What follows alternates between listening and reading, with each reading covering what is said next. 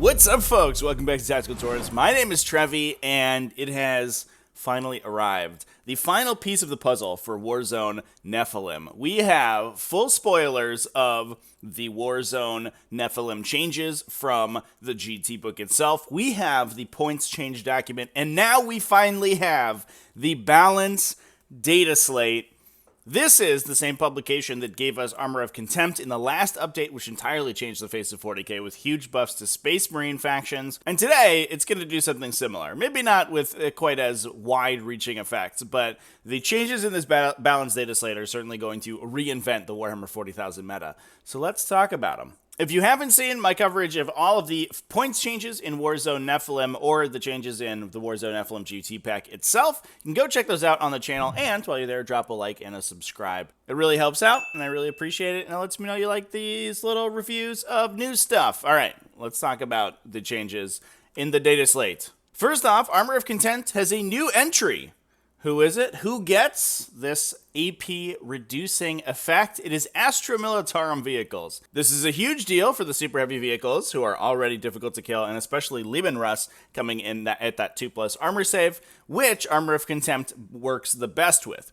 That's because the only attack profile that Armor of Contempt doesn't improve your survivability against is AP 0 weapons, but Leman Russ are still going to be saving on a 2+ against even those AP 0 weapons, so Armor of Contempt is effectively +1 to your save. That's a pretty big deal for Astra Militarum, but also just giving a little bit of a bump to their lighter vehicles like Chimeras, I think is also going to be a pretty big deal. We have the aircraft and bodyguard rule that are carryovers from previous updates. This whole page is basically no changes, but here we go. Some nerfs to the top members of the metagame. First off, we'll talk about Ezriani real quick. This faction has been absolutely brutalized. In fact, essentially the entire codex has been kind of destroyed by this data slate update. First off, Hail of Doom has become essentially all-consuming, so you can no longer select it with a second Craft World attribute, meaning the classic combo of Hail of Doom plus Masterful Shots or even Children of Prophecy is no longer legal. Next up, Eldritch Storm got an enormous rework, and this is a little bit of a confusing change, to be fair. For those who don't know, Eldritch Storm is an orbital strike equivalent stratagem, which allows you to place a marker within 24 inches of a Farseer,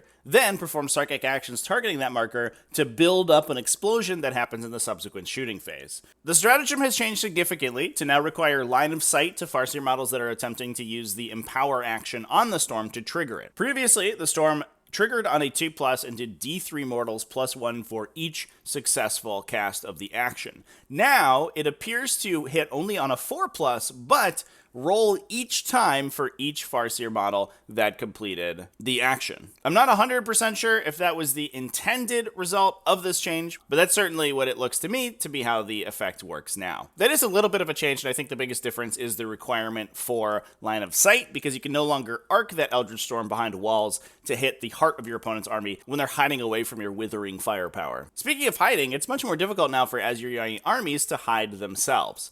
That's because we have changes to both the Matchless Agility and Fire and Fade stratagem. Matchless Agility used to automatically give you a 6 on a battle-focused roll, allowing you to essentially use it as another instance of Fire and Fade to be able to run behind line-of-sight blocking terrain. Now the stratagem just gives you a reroll on your battle-focused move, which is pretty important because battle-focused rolls are not one of the rolls picked out by the command reroll stratagem, meaning that the only way to reroll them is to use this stratagem. Interestingly, that does mean that it can be used alongside command reroll, so that's not the end of the world, I guess. But a flat 6 inches is much better than a reroll. And the last change may be the most impactful for the entire faction. That is that Fire and Fade is capped to once per game.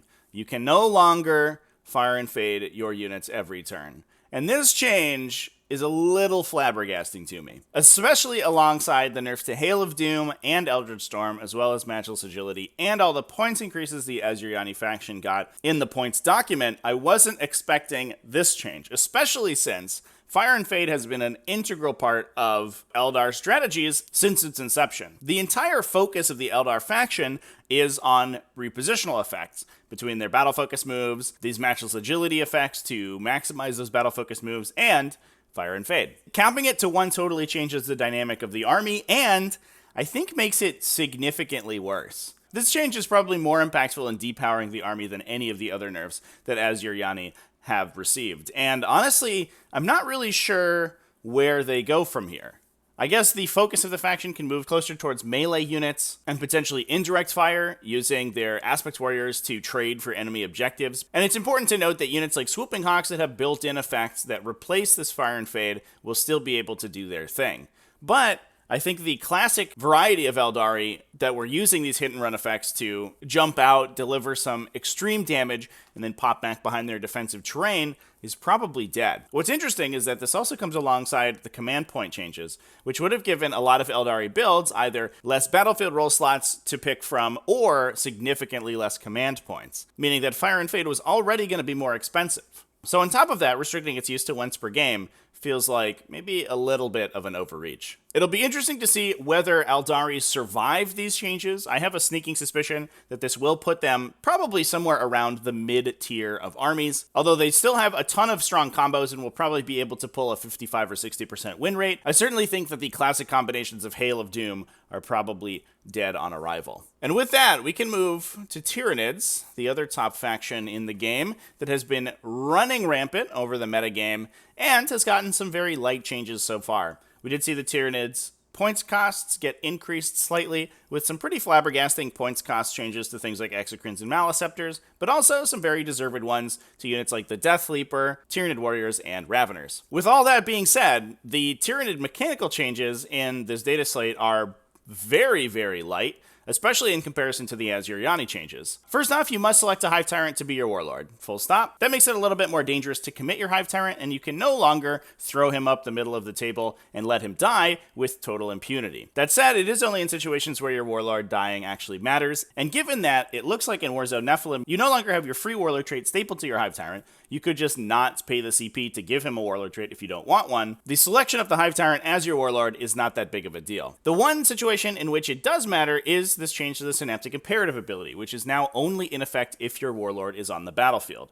Previously, these effects didn't really matter for Tyranids because you had taken hyper-safe character as your Warlord, like a Neurothrope. But with your Hive Tyrant as a frontline combatant having to be your Warlord, there is a not insignificant chance that it dies, and you lose access to your Synaptic Imperatives. That said, if you lose the Warlord in the late game, the Synaptic Imperatives oftentimes don't have that much effect. Rounds 1 to 3 are typically when those Synaptic Imperatives are super useful, and if the Hive Tyrant is dying that early in the game, you're probably losing the game anyway. The other change here is a relatively light one. Now you choose the adaptive trait of your Hive Fleet adaptation during the muster phase of the game rather than at the start of the first battle round.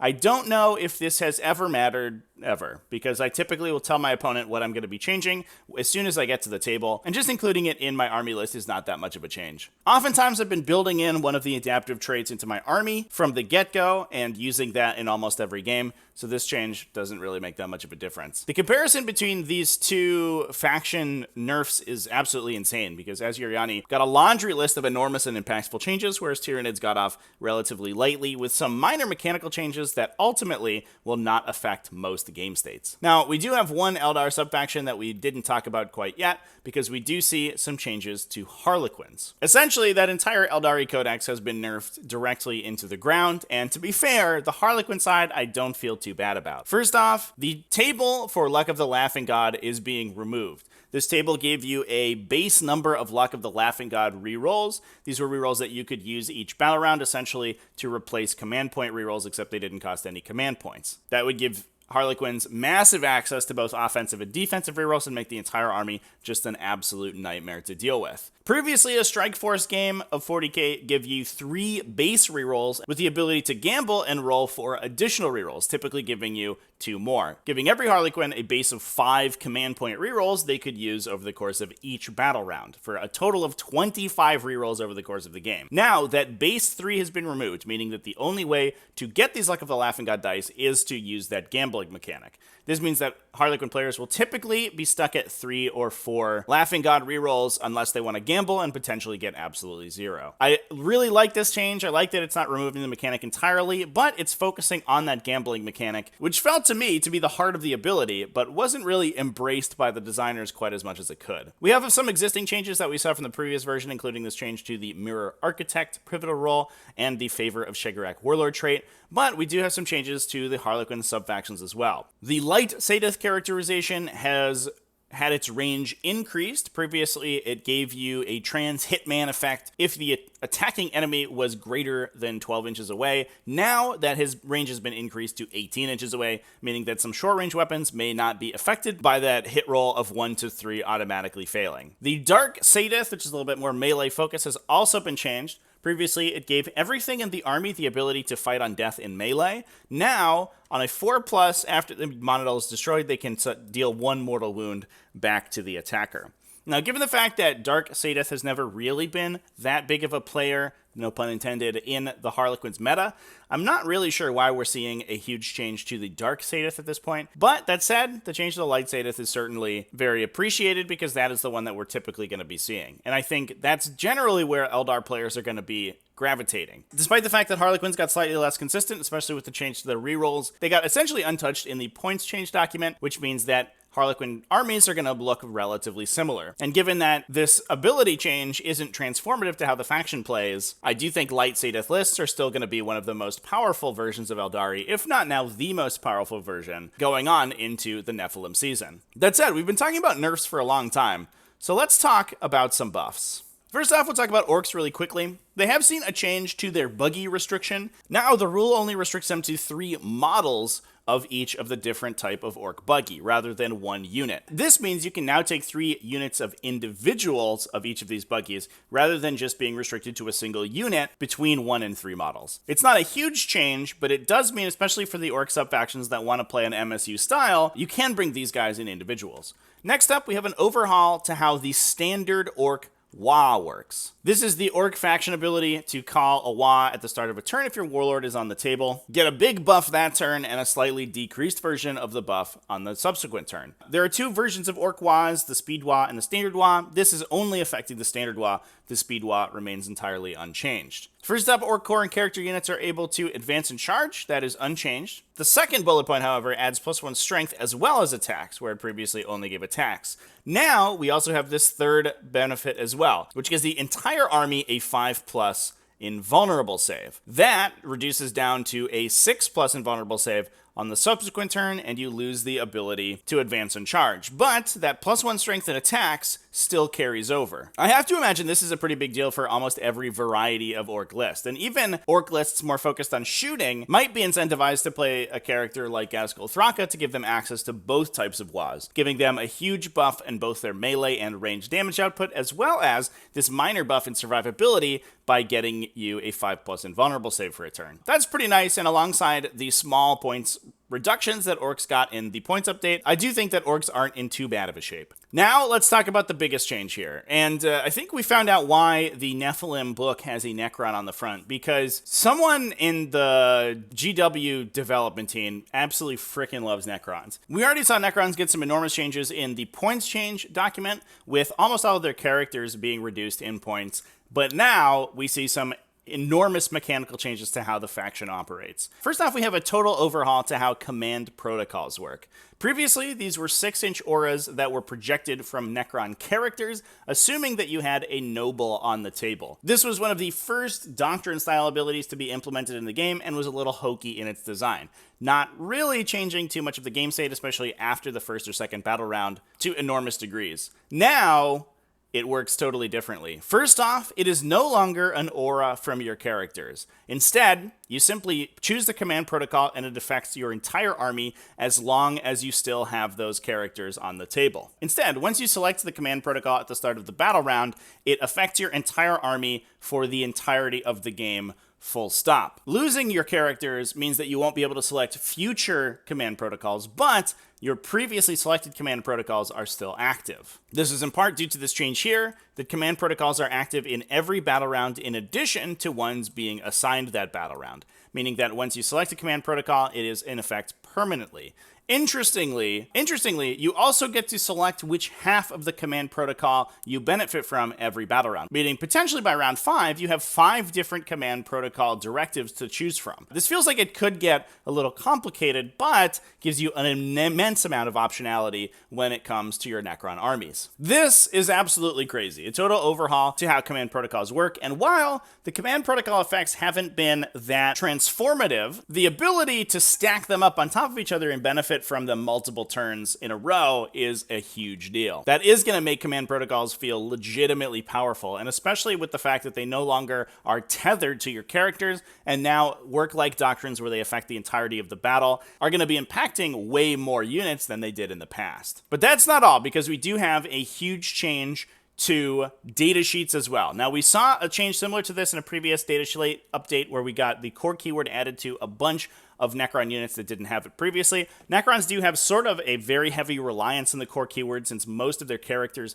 only affect core units with their targeted buffs, and Necrons also basically didn't have that many core units to begin with, which was one of the real tensions in their codex. Now, almost everything in the codex is core, because, as we see here, all Necron vehicle data sheets have been given the core keyword. So this includes things like Doomsday Arcs, Canoptic Doomstalkers, and the Silent King are all core, which is pretty cool. Now, this change is absolutely insane, because the breadth of effects that affect core units in the Necron Codex are wild. Let's go ahead and we'll just go through the Codex and see what we get here. My Will Be Done is the obvious one. You can give +1 to hit to a core unit in the command phase. Relentless March is the other one. When a core unit is within 6 inches, it gets +1 to moves and advances that it makes. That's pretty cool. And Rakir the Traveler also has his aura of +1 attack that is also going to affect vehicle units now. The Rites of Reanimation, which is the ability on Technomancers to regenerate units,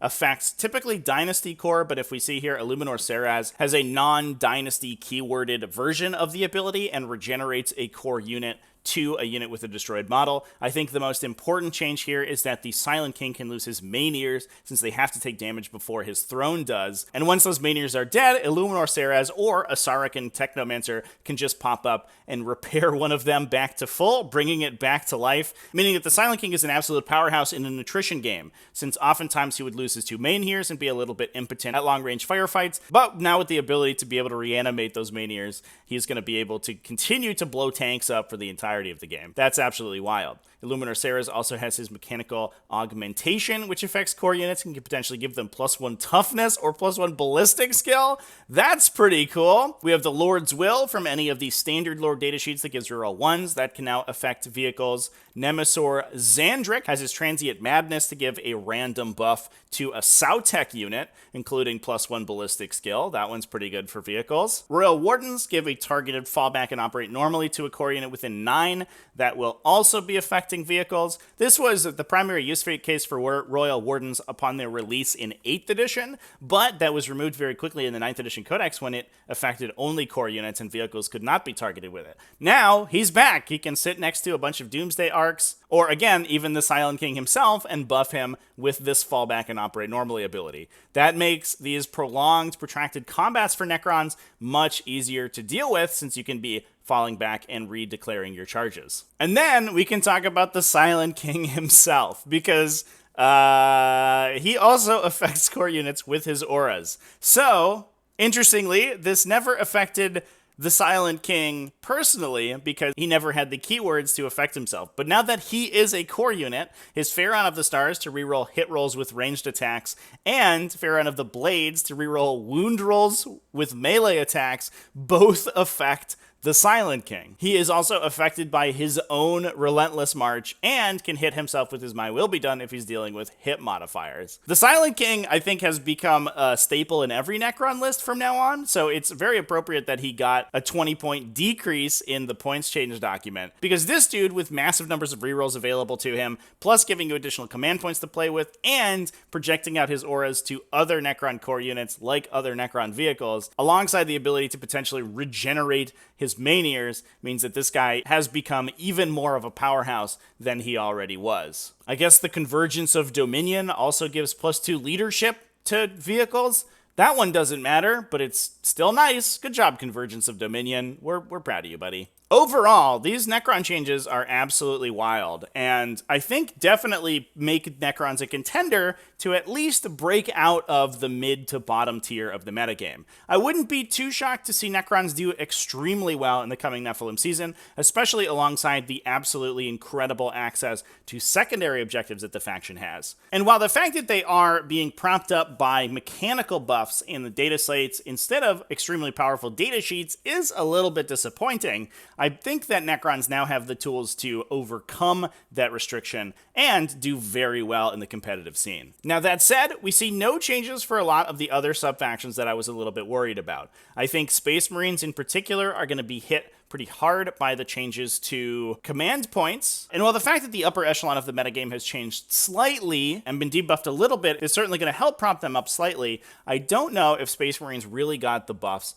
that they needed to succeed. We also see some other factions that have fallen entirely by the wayside. A lot of the Chaos sub-factions are basically absent from this document, although to be fair, I think a lot of that is because they are looking down the barrel of new codexes very soon. We also saw an additional buff to Astra Militarum. I'm not sure if it's going to be enough to push that faction through the stratosphere or anything like that, but again, they are also looking down the barrel of a new codex. I would like to have seen maybe some reversal of nerfs to other factions like Adeptus Custodes, and potentially some buffs to Adeptus Mechanicus who really need it, but overall, I think that the changes in this data slate are relatively positive. I think, in my opinion, Ezriani were hit maybe a little bit too hard, and Tyranids probably not hard enough. I think Tyranids are going to re-cement themselves as the number one faction in the game for the foreseeable future, given that they weren't changed too much in the points document and basically didn't get any changes in the data slate either. But that remains to be seen. One downside of Tyranids is that they tend to be relatively weak on objective security, and if we see Necron full OBSEC armies,